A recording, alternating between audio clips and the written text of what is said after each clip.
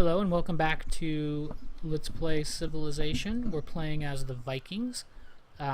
This is a game that I decided to start in honor of a friend of mine who passed away, who was not able to finish his game with the Vikings. So we're gonna win as the Vikings for him. So what's happened? There were barbarians down here that we fought and killed. You can see our military is kind of hurt from these battles. We've made a settler and we're trying to get over to here to settle, but there's a barbarian camp right here that spawned while we were down south. So we're going to have to use our military units to protect our settlers. I'm going to move right here onto this hill. Gives me a good amount of range so I can see what's going on. And I'm going to try and get my settler over to here as well. This other unit down south, this guy, he's headed up here anyway when these two get together. So right now I just want to heal. We're going to have to fight eventually, and I want to be in as good a shape for that as I can be. I've got pretty good vision on what's happening in these forests right now, so I don't think a barbarian is going to pop out of nowhere. We should have plenty of advance warning for when that happens. So again, I could move straight this way, but I want to stay as far away from these barbarians as possible. Caution here is going to pay off. If I move here and there's a barbarian over here that I couldn't see for some reason, that barbarian could then attack and capture our settlers much more easily. So I'm going to move here. This guy will be almost fully healed up, and now once I have that, what's going to happen is that military unit and the settler are going to move together. They're going to be both on the same tile as they move around this mountain over to this hill to settle. Then this second military unit that's over in here is going to start dealing with any barbarians that we encounter. So this settler is going to move on to this hill right here. This guy is still healing up, which is fine. He's almost done, and now we're going to move them together. So our settler will not be unaccompanied by a military unit. So even if barbarians attack us, they won't be able to kill our military unit in one turn. So he's much safer right now. So he's going to move here. Then the warrior's going to move there. So now they're together. And this guy is moving in now to kind of keep watch on the western side of this barbarian camp. I don't know where the barbarians that they spawned went. They could have went over here, but they generally tend to go towards cities. He who destroys a good book kills reason itself. So people are getting a lot smarter now. We're going to start building things like libraries and start learning more about the world around us and developing more technology. I think that's really important for us, that this will boost all of our science from this point forward. So, again, we're just going to keep moving here.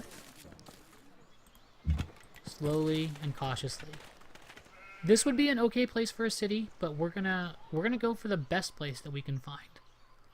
Now, I could move this settler another... Okay, and my warrior has a move too. So the warrior's going to move here, and the settler's going to move here too as well. I want to keep them together. Even if there was a difference in how far they could move, I would not want them to move separately from each other. This guy, I'm going to cancel his movement. He's just going to heal up right here. Once he's healed up a little bit more, we're going to move more towards this barbarian camp and investigate and fight them. As soon as we build a city here, it's going to be able to attack the barbarian camp. It's going to be able to rain arrows and death down on them, and our military will be right in position to fight them as well. You can only get 2 improvements from fighting barbarians. So one of my guys already has 2 and the other one has 1. So before I was kind of holding back with my city to give my troops some experience, but I don't need to do that anymore. At least not with these guys. So I get to choose my research now. What I want to do is I want to get technologies that are going to allow me to take full advantage of the stuff that's around me. So I need to get stuff to take care of the fish, stuff to be able to harvest the furs, and stuff to be able to go after the deer. So let's take a look at the technologies. So sailing would, here, let's go back to the beginning so you can see. So sailing is an outgrowth of pottery. It allows me to get those fish. So that's another option. The trapping allows me to get both the deer and the furs. So I think that that's the better choice for us. So we're going to get animal husbandry, and then we're also going to get trapping. So that's the next thing we're going towards.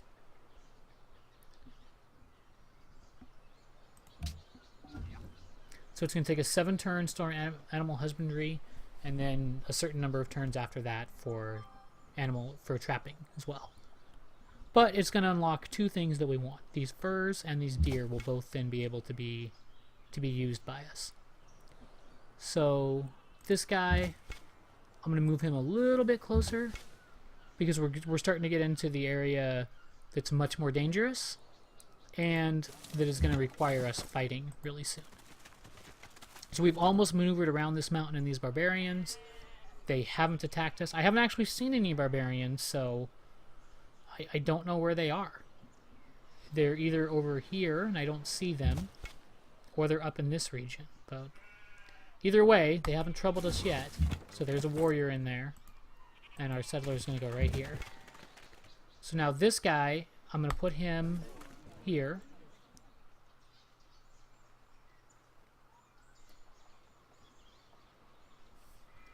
And we're going to build our second city. And we're going to wipe out this barbarian camp. So they built some boats, which we don't know how to do yet.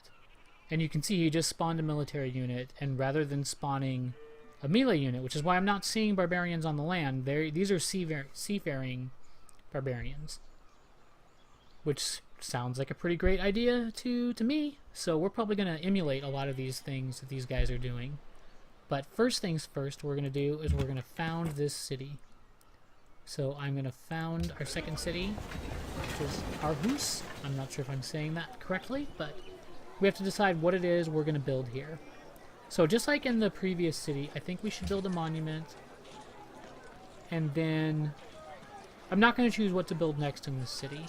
We're going to play it by ear. We might start encountering more enemies that require troops. We might have more time to build.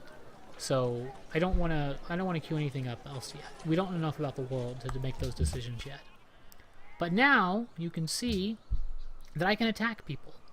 I'm going to shoot this barbarian.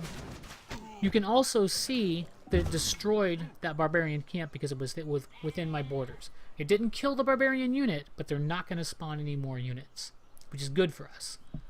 Now this guy, this warrior, is going to attack. You notice there's a penalty for attacking over the river. Our berserkers, by the way, do not have that penalty, but we don't have berserkers yet. This guy will also attack. And you can see Copenhagen finished building that granary that we told it to work on, so we have to choose what to build over there. So we've got some choices. We could build barracks to make the rest of our military units better. We could build a library or a shrine. There's also some wonders of the world we could build, but it's going to be better for us in general to take over other people's wonders than build our own. We're not builders here. We are pillagers. So I think that what we're going to do is we're going to build a library, and then we're going to build a barracks. The library will help all of our science, and the barracks will help our military. So those things, that's what we're going to do. Once we have a barracks, as we produce more military units, they're going to get better. Someone just built the Great Library. Eventually the Great Library is going to belong to us, so let them build their monuments. We'll take them from them. That's fine. So this guy, he gets a promotion. I'm going to promote him. And our military is going to be on the hunt to kill this barbarian. So this guy, yeah, we're just going to wipe him out.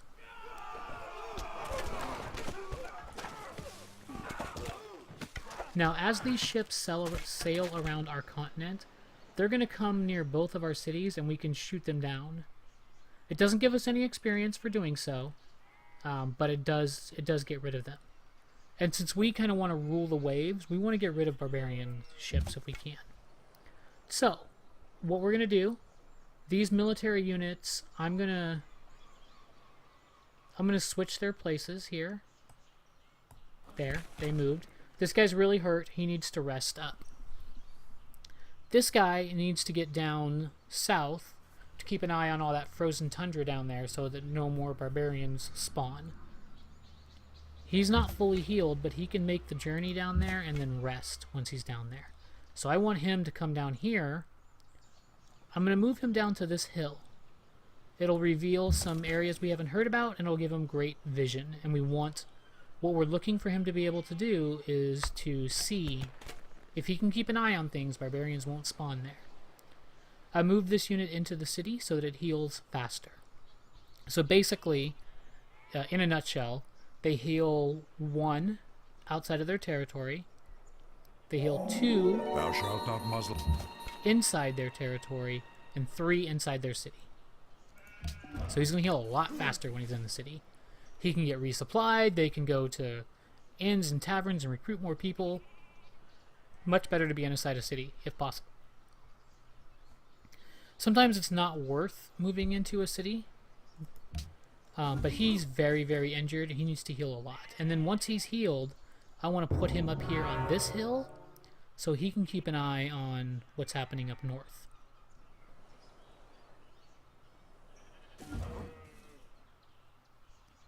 So again, we're just building. Our library's almost done. Our monument is almost done. And our guys are moving into position. After we get trapping, then we're going to get stuff for dealing with the fish, which will also give us trimines so we can start exploring the sea. What we're going to be looking for is an island that has iron. We really, really need to get iron so that, in a few thousand years when it's time to start building berserkers, we're going to have what we need to do that. We do not want to be without iron. So this guy is fully healed.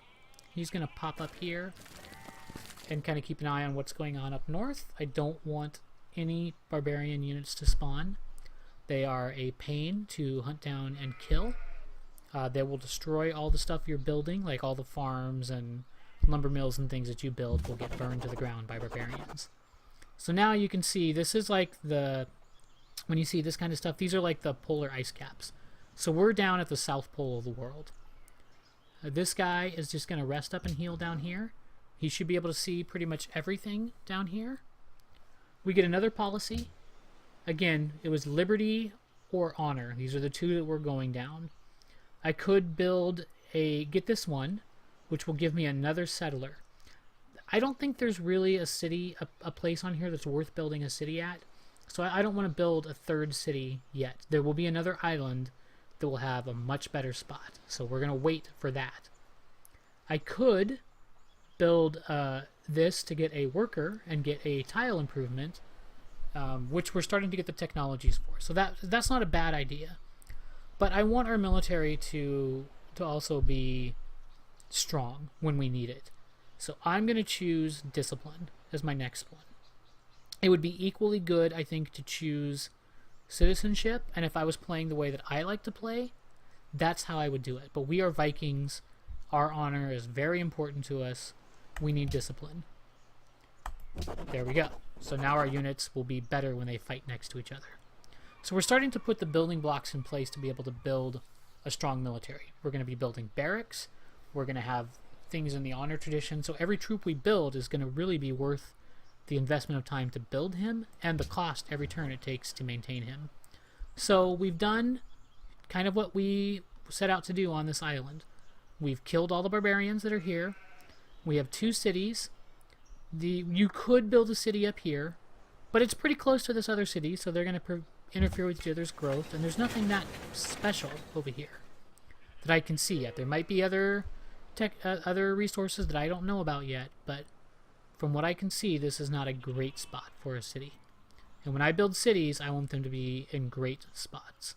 This is all just frozen nothingness. I would never want to build a city down here. There's probably going to be something over here. This is probably where I want to build my next city.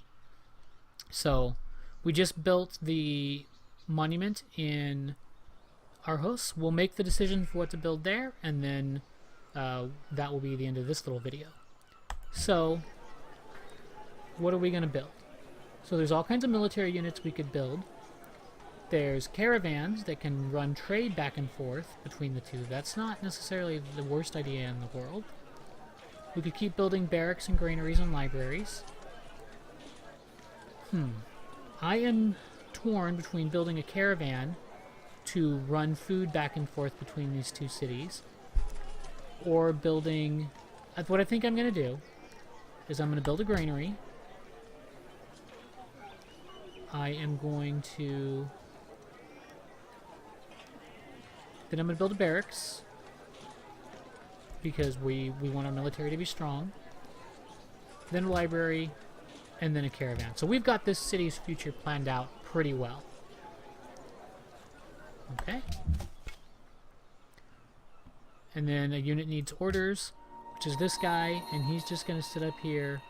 He's going to be on alert. If he sees an enemy unit, he's going to wake up. Otherwise, he's just going to chill up here. So that will be the end of this video, and I hope to see you guys back next time.